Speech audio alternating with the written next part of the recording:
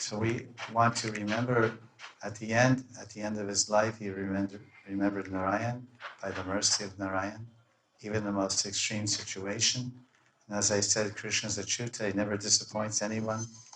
Achyuta means one who never disappoints anyone, and never frustrates anyone. So Putana came to kill him, so she would be very happy. She would be disappointed if she didn't kill him, because that was her mission. She was sent there by Kans to kill Krishna. So in one sense, she could say she was disappointed, but she didn't live long enough to talk anymore. So Krishna said, listen, I know you don't have any idea like this, but just see, because I'm Achyuta. I'm not Ramchandra. I'm not Vishnu. I'm not Nrsingadev. So you're coming to me as mother, so I accept that good motivation, that good mentality.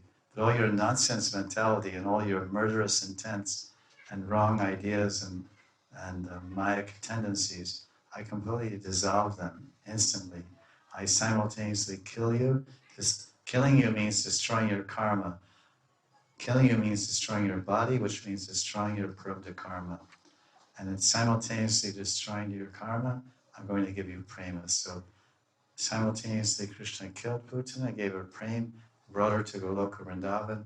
Now she serves alongside of Mother Yashoda as a Datri nurse to Krishna. That's Aho Bhakti Kalastana Kuta, says in Uddhava, or maybe Vidura, I forget, in the third canto of Bhagavatam. It's one of the most amazing verses.